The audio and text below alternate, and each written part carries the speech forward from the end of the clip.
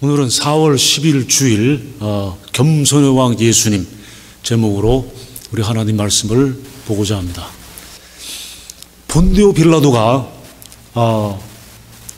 신문을 할 때, 예수님을 신문할 때 예수님께 당신이 왕이냐 하고 묻자 예수님께서 내가 왕이다. 그러나 나의 왕국은 이 세상이 아니다 라고 하셨습니다. 사실상 예수님은 만왕의 왕이시며 만주의 주이십니다. 오늘 본문은 우리 주님께서 왕으로서 예루살렘의 입성을 승리하는 입성의 장면을 보고 있습니다. 예수님의 이 땅에서의 생애의 마지막으로 예루살렘으로 가고 계십니다. 생애의 마지막이면서 그 정점으로 가고 계십니다. 이번 6월절에 예루살렘에 입성하심으로 예수님께서는 6월절 어린 양으로서 그의 백성들의 죄를 위하여 죽임을 당하게 되십니다. 예수님은 몇 주일 전에 북쪽에 있는 갈릴리를 떠나서 유대로 내려와 예루살렘으로 오셨습니다. 예수님께서 예루살렘으로 오실 때 수많은 군중이 따라왔습니다. 그래서 오늘 본문 1절에 보니까 그들이 예루살렘에 가까이 가서 감람산 벳박에 이르렀을 때에 했습니다. 벳박에. 예수님께서 벳박에 가셨을 때 바로 옆에는 베다니 마을이 있었습니다. 그래서 벳박에와 베다니는 바로 붙어 있었어요.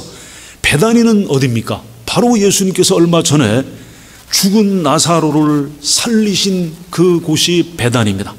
그곳에 죽은 나사로를 일으키셨고 그곳에 마리아와 마르다가 있었습니다.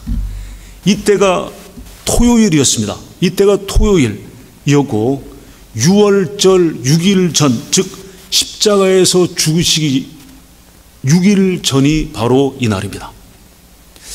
예수님께서 이 마을에 오셨다는 소식을 듣고 많은 사람들이 모였습니다. 요한복음 12장 9절에 유대인의 큰 무리가 예수님께서 여기 계신 줄을 알고 오니 이는 예수님만 보기 위함이 아니요 죽은 자 가운데서 살리신 나사로도 보려 함이러라 했습니다. 이번이 예수님께서 이 땅에서 계실 때 마지막 여정입니다. 십자가에서 죽으시고 부활하셔서 승천하실 예루살렘에서 예수님의 마지막 이 땅에서의 여정이 끝이 납니다. 예수님께서 감람산 벳박에 도착하셔서 두 제자를 보내십니다. 즉 베드로와 요한에게 예수님의 대관식을 준비하라고 보내십니다. 그런데 바리새인과 서기관들, 이 유대인들은 예수님을 왕으로 모시려고 하지 않았습니다. 유대 지도자들은 죽은 나사로가 살아난 기적 때문에 많은 사람들이 예수님을 믿고 따르게 되자 이 유대 지도자들, 바리새인, 서기관, 대제사장들은 시기가 가득 차서 예수님을 죽이려고 모의하기 시작하였습니다. 자, 이 모든 일들은 6월절인 금요일까지 예수님께서 로마인들에게 넘겨지시고 처형을 당하시는 시간에 맞추어서 진행되고 있습니다. 6월절은 유대인들이 희생양을 잡는 날이었고 바로 그날 6월절에 하나님께서 희생양으로 예수님을 십자가에 내어주셨습니다.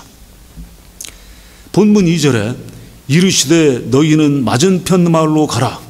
그리하면 곧 매인 나귀와 나귀 새끼가 함께 있는 것을 보리니 풀어 내게로 끌고 오라라고 말씀하십니다. 예수님께서는 앞으로 될 모든 일들을 아시기 때문에 제자들에게 명령하셨습니다. 예수님께서 일행이 머물고 있는 베다니 맞은편 벳박에로 가서 나귀 둘을 풀어 오라고 하십니다. 나귀 새끼. 왕이 타는 크고 흰 말이 아니라 나귀 새끼였습니다. 이 일은 메시아에 관한 구약의 예언이 성취되는 것이었습니다. 본문 4절에 이는 선지자를 통하여 하신 말씀을 이루려 하심이라 했습니다. 이 사건은 유월절 주간에 성취되어질 많은 예언들 중에서 첫 번째 사건이었습니다. 5절에 시온 딸에게 이르기를 내 왕이 내게 임하나니 그는 겸손하여 나귀 곧 멍에 매는 짐승의 새끼를 탔도다 하라 하였느니라. 시온은 어디냐면 예루살렘에서 가장 높은 산으로서 예루살렘의 상징이 시온입니다. 그래서 이 시온 딸은 누구를 말하냐면 이스라엘 백성을 지칭합니다. 그래서 예루살렘 거주자들에게 말하기를 너희들의 왕이 너희에게 올 것이다 라고 하신 것입니다.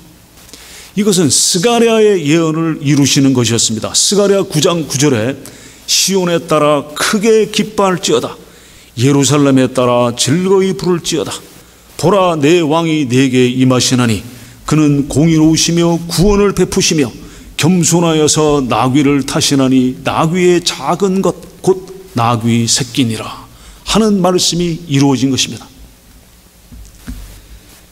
자, 이 왕은 압제하려고 오시는 왕이 아니라 평화의 왕으로 오시는 것이며 의로 오시는 왕이십니다. 죽이고 살해하려는 왕이 아니라 구원의 왕이시며 부유한 왕이 아니시라 가난한 왕이시며 교만하지 않고 겸손한 왕이십니다. 겸손한 왕이심으로 백마를 타지 않고 나귀 새끼를 타십니다. 그래서 본문 6절 7절에 제자들이 가서 예수님께서 명하신 대로 하여 나귀와 나귀 새끼를 끌고 와서 자기들의 겉옷을 그 위에 얹음에 예수님께서 그 위에 타시니 했습니다. 자, 이제 예수님께서 나귀 새끼를 타시고 불과 5km, 불과 약 2마일, 3마일 정도 앞에 있는 예루살렘을 향하여 출발하십니다. 그러자 군중들이 찬양하기 시작합니다. 본문 8절 9절에 무리의 대다수는 그들의 겉옷을 길에 펴고 다른 이들은 나뭇가지를 베어 길에 펴고 앞에서 가고 뒤에서 따르는 무리가 소리 높여 이르되 호산나 다윗의 자손이여 찬송하리로다 주의 이름으로 오시는 이여 가장 높은 곳에서 호산나 하더라 했습니다. 이 군중들은 어디서 온 군중들이냐면 갈릴리, 저 북쪽 갈릴리로부터 예수님을 따라 함께 온 사람들이었고 또 예수님께서 갈릴리에서 그 밑으로 유다 예루살렘으로 향하셔 오시는 도중에 사람들이 또 합류하기 시작했습니다. 그래서 그 군중의 숫자는 눈덩이처럼 불어났습니다. 또한 살아난 나사로와 예수님을 보려고 베다니로 온 엄청난 인파가 있었습니다. 그리고 또 이미 예루살렘에는 많은 사람들이 있었습니다. 그리하여 유월절에 갈릴리에서 내려온 무리 큰 군중과 오면서 합쳐진 무리와 예루살렘에 있는 군중이 합쳐져서 큰 무리를 이루었습니다. 수십만 명의 무리가 모이게 되었습니다. 자, 이 군중이 이제 겉옷을 길에 던져 폈습니다. 겉옷을 벗어 던진다는 것은 복종의 의미입니다. 왕께 복종. 또 군중들은 종려나무 가지에서 팜트리, 야자수나무, 종려나무에서 가지를 잘라서 길에 폈습니다. 이것은 뭐냐? 종려나무를 가지를 펴서 가지를 잘라서 폈다는 것은 힘과 기쁨과 구원의 상징입니다. 왜냐하면 종려나무는 우리 캘리포니아에서도 종려나무가 잘 살지 않습니까? 황무지에서도 푸른 잎사귀를 내기 때문입니다. 이제 무리들은 그들을 위한 정복하는 왕으로서 예수님께 환호하고 있습니다. 그들은 그들의 지도자 모세가 조상들을 애굽으로부터 구하여 인도낸 역사, 그 출애굽기의 역사를 너무나도 잘 알고 있습니다. 광야를 거쳐서 약속의 땅으로 들어온 역사를 기억하고 있었습니다. 유월절은 바로 그 위대한 출애굽의 해방을 기념하는 날이었습니다. 그래서 그들의 지도자 모세가 출애굽했던 것처럼 메시아가 오시기를 기대하고 있었습니다. 메시아가 오시면 하나님을 모독하는 이방의 세력의 속박으로부터 그들을 구해내시기만을 기다리고 있었습니다. 그들은 메시아가 능력과 권세를 사용하셔서 로마를 몰아내고 로마의 속박으로부터 벗어나서 자유를 되찾을 것이라고 생각했습니다.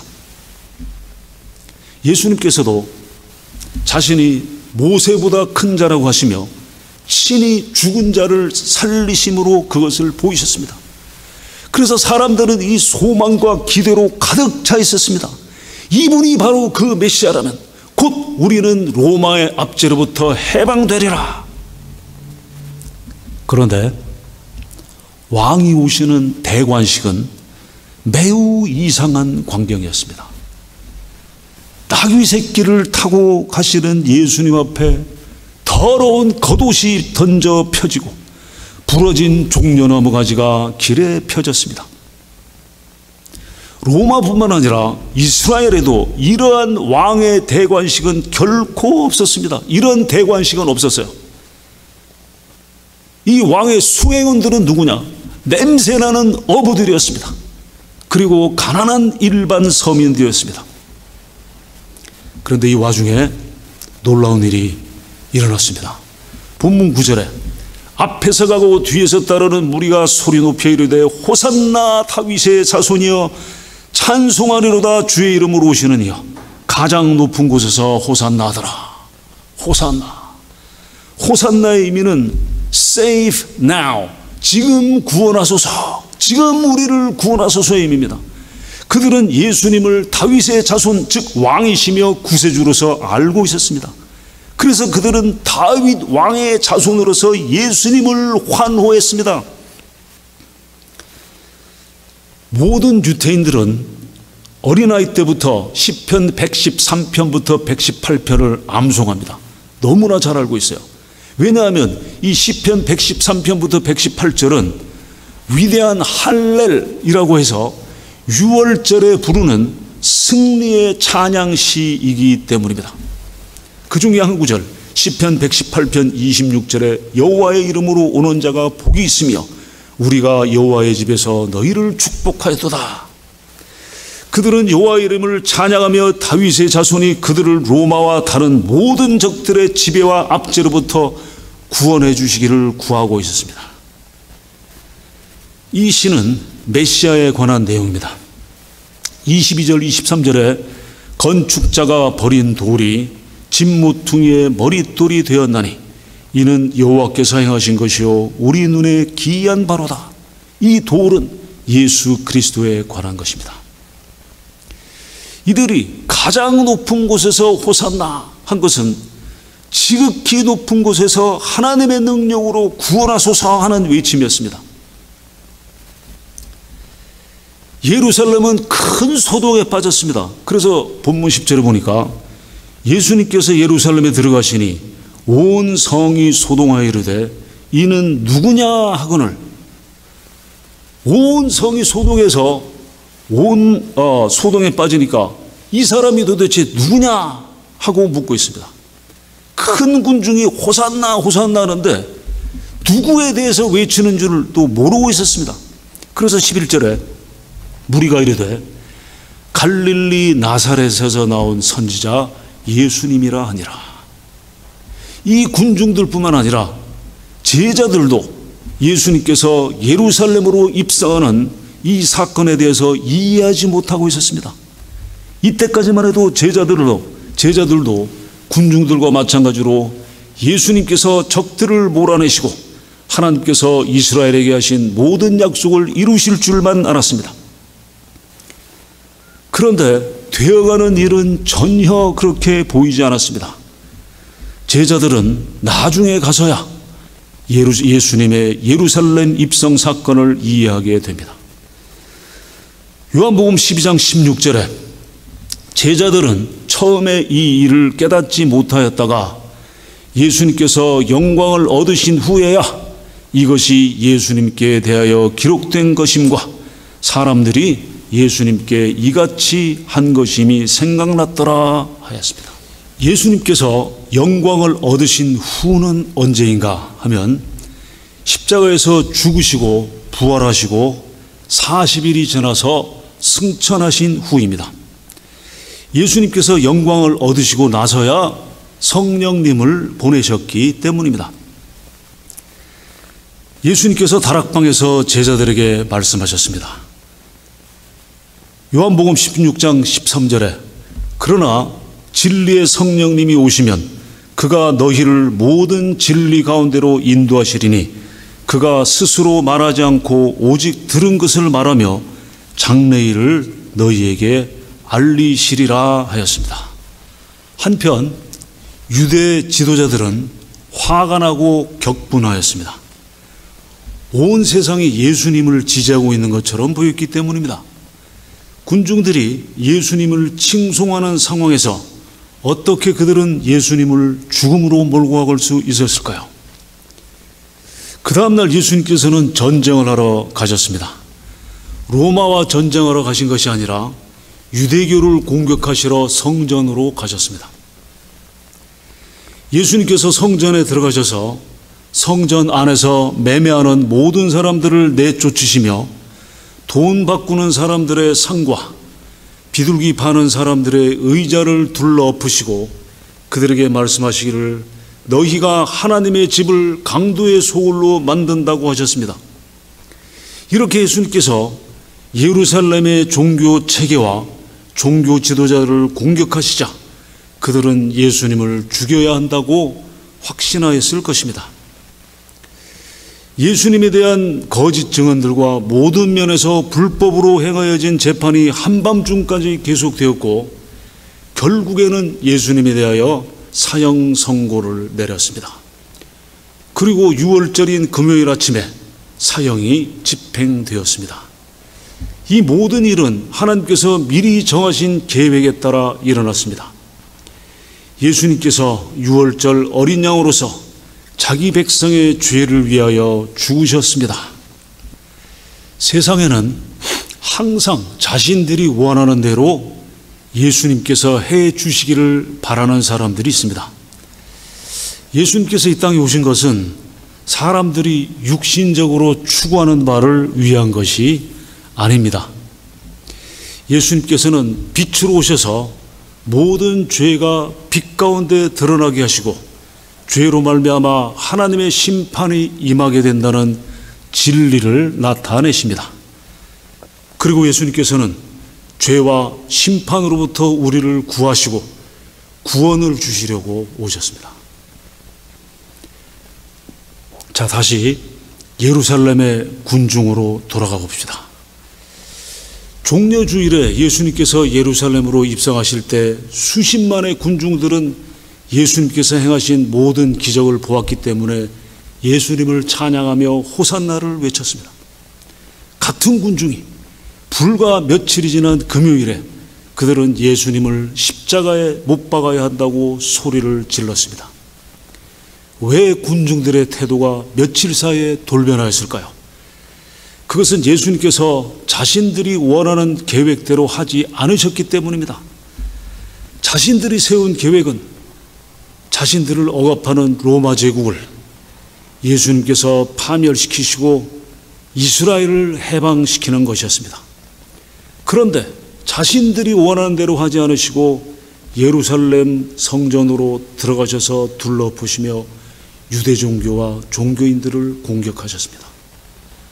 우리는 예수 그리스도를 주님으로 신하고 믿었습니다.